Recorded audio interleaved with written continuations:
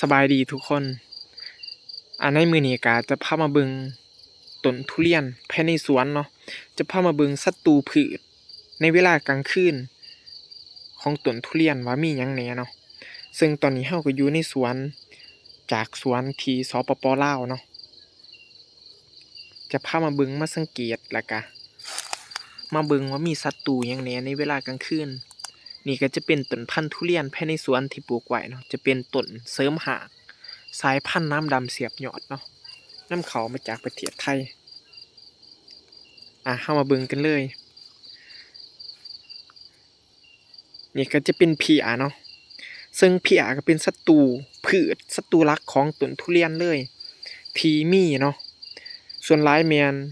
ตอนต้นทุเรียนแตกยอดอ่อนแม่นจะมีเพียมาดูดกินน้ำเลี้ยงเนาะก็จะเฮ็ดให้ใบต้นทุเรียนเหลืองหรือว่าคดมันก็จะบ่งามเนาะซึ่งในสวนของเฮาก็จะปลูกแบบอินทรีย์ 100% เลยแบบว่าบ่ได้ฉีดสารเคมีแบบปลูกป่าแบบอินทรีย์เลยก็เบิ่งจากลักษณะใบก็บ่งามเนาะก็เนื่องจากเพียซึ่งเพียก็จะเป็นเพียจะมีหลายเนาะเพียไก่แจ้จังซี่เลยแล้วเฮามาเบิ่งศัตรูพืชเนาะหรือว่าศัตรูของต้นทุเรียนนอกจากเพียแล้วตัวนี้ก็จะเป็นตั๊กแตนก็เป็นอีกศัตรูหนึ่งที่มากัดกินยอดต้นทุเรียนหรือว่าลำต้นของต้นทุเรียนตัวนี้แม่นคันมันกัดกินก็จะเฮ็ดให้ลำต้นทุเรียนของเฮาตายเนาะแล้วก็จะมาเบิ่งเนาะว่ามีศัตรูหยังอีกแหน่เพิ่มเนาะ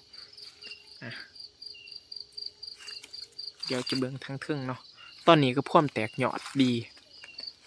ก็จะเห็นแล้วเนาะนี่ก็จะเป็นแมลงเนาะสีดำแบบนี้เลยตัวนี้ก็กัดกินใบต้นทุเรียนหรือว่ายอดทุเรียนนี่เนาะให้เห็นจริงแจ้งก็จะเป็นแมลงกลุ่มที่มากัดกินต้นทุเรียนเฮ็ดให้ใบทุเรียนหรือว่ายอดทุเรียนเสียหายนั่นเองก็ประมาณนี้เนาะคันว่าเฮาเห็นก็แนะนำเป็นให้กำจัดเลยเนาะเพราะว่าจะเป็นศัตรูของต้นทุเรียนซึ่งพวกแมลง